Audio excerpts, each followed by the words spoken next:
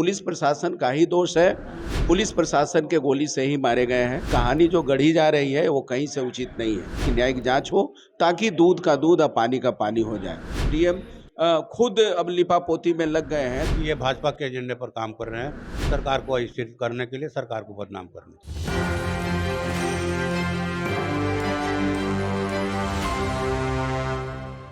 नमस्कार, मैं मनीष और आप देख रहे हैं एक न्यूज़ 24। कटिहार गोली कांड की उच्च स्तरीय जांच करने के लिए भाकपा माले के तमाम विधायक जो है उच्च स्तरीय जांच करने के लिए कटिहार गए थे। आइए उन्हीं से जानते हैं कि आखिर कटिहार में इन्होंने जांच के दौरान क्या पाया। आप कटिहार महानंद जी गए थे, जांच के दौरान आपने क्या पाया? पहले तो वहाँ हम लोगों ने जो फैक्ट फाइंडिंग जो टीम जो गई और वहाँ के लोगों से बातचीत की, घटनास्थल का दौरा किया, एक एक पहलू को हम लोगों ने बहुत ढंग से बारीकी से देखा और लोगों से बात किया। मृतक परिवारों से भी, पीड़ित परिवारों से मिला, वहाँ के अगल बगल के लोगों से भी मिला। तो यही हम लोगों ने पाया कि वहाँ के लोगों का स्पष्ट कहना है कि इसमें पुलिस प्रशासन का ही दोष है। पुलिस प्रशासन के गोली से ही मारे गए हैं। इसलिए हम लोग ये मांग कर रहे हैं, बाद में जो मनगढ़ंत कहानी जो गढ़ी जा रही है वो कहीं से उचित नहीं है। ये इस मामले में वहाँ के एसडीओ दोषी है, इसलिए एसडीओ पर कार्रवाई होनी चाहिए। एसडीओ को तुरंत वहाँ से बर्खास्त किया जाना चाहिए और उसके बाद न्यायिक जांच की मांग हम लोग कर रहे हैं कि न्यायिक जांच हो ताकि दूध का दूध और पानी का पानी हो जाए। दूसरा कि वो जो मृतक परिवार है, उन मृतक परिवार के परिवार को 20 लाख रुपया और जो अभी तक जो घायल हैं वो घायल वाले परिवार को ऐसे ही छोड़ दिया गया है, कोई देखरेख नहीं किया जा रहा है। इसलिए सरकार अपने स्तर पर उनका इलाज का जिम्मा उठाए और उनके परिवार को 10 लाख का मुआवजा दे और पूरे जो मृतक परिवार हैं उनको नौकरी दे। ये हम लोग फैक्ट फाइंडिंग टीम जो वहाँ जो देखा, उसके बाद हम लोग इस नतीजा पर पहुँचे कि ये सरकार को तत्काल करनी चाहिए। ऊर्जा मंत्री का एक बयान आया, उन्होंने कहा था कि जो पत्थरबाजी करेंगे, लाठियां बरसाएंगे तो पुलिस आत्मरक्षा के लिए गोलियां चलाएंगी ही। आप कैसे देखते हैं इसे? देखिए, बहुत ही सीनियर लीडर हैं और बहुत ही सीनियर मंत्री हैं। सरकार में ऐसे सीनियर मंत्री को इस तरह के वक्तव्य देने से परहेज करना चाहिए। हम समझते हैं कि जनता है, जनता के एक एक वोट से ही वो मंत्री बने हैं और उनको गोली की बात कहेंगे, इस तरह से तानाशाही शब्द हैं और ये सब से बचना चाहिए। सरकार की इससे किरकिरी होती है, बदनामी होती है। तो हम समझते हैं कि इस तरह का वक्तव्य कोई भी जिम्मेदार जो होंगे पद पर, उनको ऐसा जिम्मेदारी वाला, गैर जिम्मेदारी वाला वक्तव्य नहीं देना चाहिए। आरजेडी के तमाम लोग जो हैं या जेडीयू के लोग हैं, ये कह रहे हैं कि पुलिस के द्वारा जो है गोलियां नहीं चलाई गई है, बल्कि भीड़ के द्वारा ही ये गोलियां चलाई गई है, जिसके शिकार हुए। मैं कह रहा हूं कि ये फुटेज ये जो बात कही गई है, ये प्रशासन के द्वारा कहा गया है। कल डीएम द्वारा ये नया वीडियो फुटेज दिखा करके किया गया है।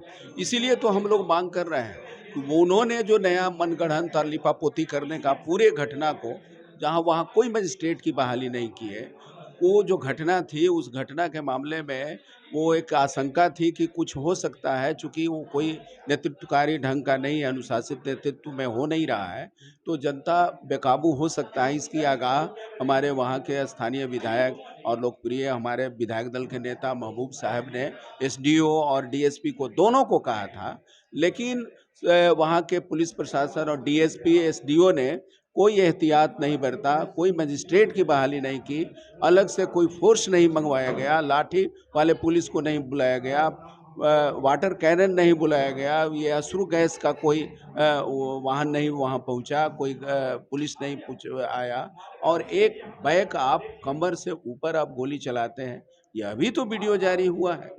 कमर से ऊपर चलाने वाला ये पुलिस द्वारा गोली चलाते हुए भी वीडियो जारी हुआ है। आपने भी फिर वीडियो जारी किया है कि भीड़ के द्वारा किया गया है।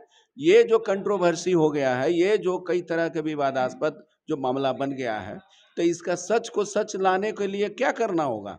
इस सच से सच को लाने के लिए आपको न्यायिक जांच कराने की ज़रूरत है और हम ये भी मांग कर रहे हैं कि वहाँ जो जिस तरह से डीएम का वक्तव्य है, डीएम खुद अब लिपापोती में लग गए हैं, तो हम समझते हैं कि वहाँ के पोस्टमार्टम को भी छेड़छाड़ किया जा सकता है, पोस्टमार्टम में भी बदलाव किया जा सकता है। सुधाकर सिंह का बयान आया था, उन्होंने कहा कि जो लोग संलिप्त हैं इस गोलीकांड में उन पर धारा 302 के तहत मुकदमा दर्ज करना चाहिए, क्या कहेंगे?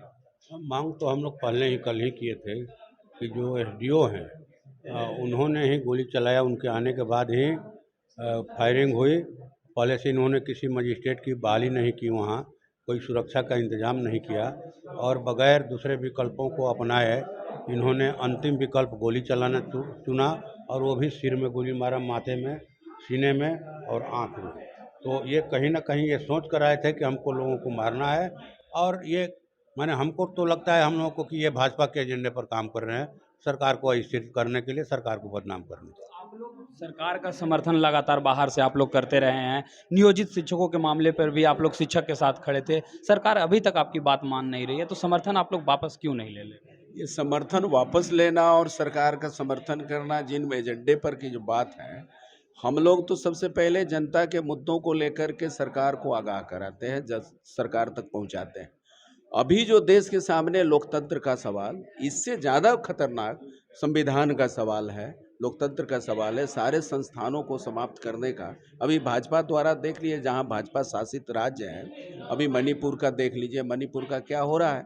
तो ऐसी स्थिति में हम समझते हैं कि इससे बड़ा एजेंडा है और उन बड़ा एजेंडा, बड़ा लक्ष्य के साथ हमने सरकार के साथ खड़ा है और इस मामले में हम लोग सरकार के साथ खड़े रहेंगे। और शिक्षकों के सवाल पर भी हम लोग लगातार सरकार से बात कर रहे हैं और हमें उम्मीद है कि सरकार इस पर गंभीरता से बात करेगी।